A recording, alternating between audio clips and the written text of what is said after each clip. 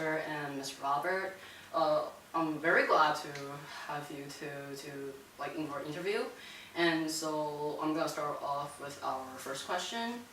And do you know that in China there's a performer named Coco Zhao?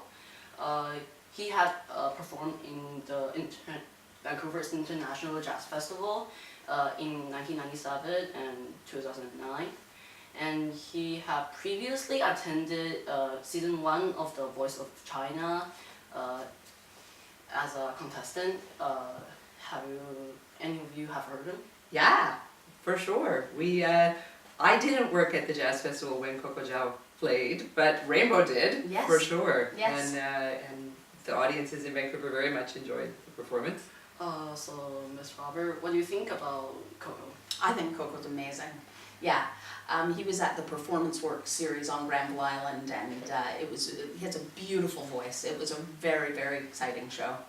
I see. Yes. And our videos are streamed on China as well. Yes. And so you can say hi to him and maybe say hi to our audience and people who are watching this video. Sure. Yeah. Hi China. Hello Coco Zhao. Hey everybody. Hey Coco Zhao.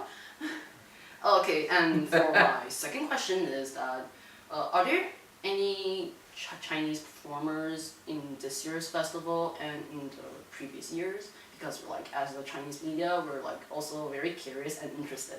Yes. One of our most exciting ones this year, who's in 2 bands, he's a gentleman named Taylor Hobynum, and he's done a lot of work with the great saxophone player Anthony Braxton. Taylor Hobynum is a cornet player, and he's also a very, very important organizer in the world of jazz. So he works at a foundation, he works for a record label, and he is performing in 2 bands at our festival this year. One of them is called Triple Double, and the other one is called Illegal Crowns. And they're both international bands made up of people from all over the world. Oh, thank you. And for my third question is that what do you think about the jazz festival and what has it brought to the Canadian society and artists who love jazz music? I think what we were really quite good at is recognizing that music is a global connector. That there are lots of jazz festivals, especially in the United States, that celebrate the Americanness of jazz. Because as Canadians, we don't really have that tradition. Oh. We, for sure, opened up our festival to the world and really made connections in Europe and in Asia and in America to bring people from all over so that people in Vancouver could see them and Vancouver musicians could play with them. And we've offered people the opportunity to see international acts for free in a way that a lot of different jazz festivals don't. Well, I see that. It's pretty interesting, actually.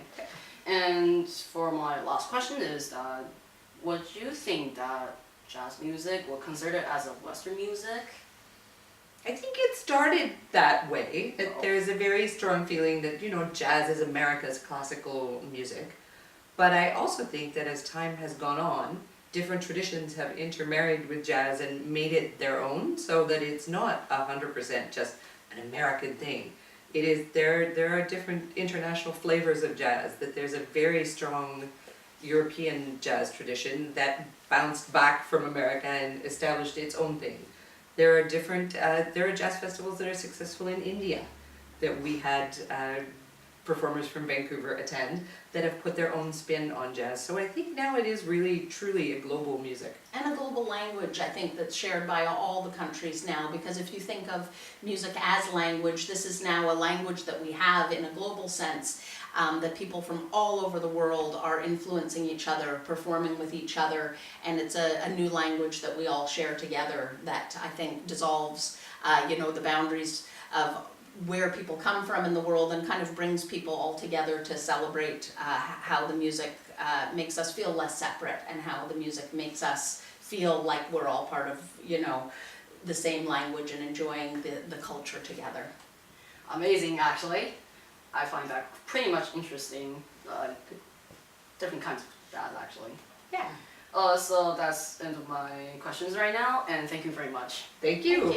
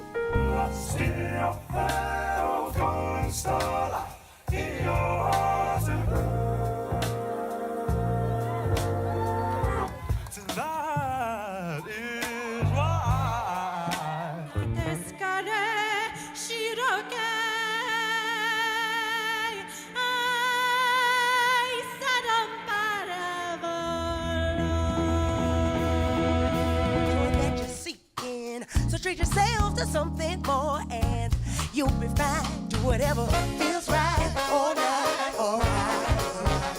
Do whatever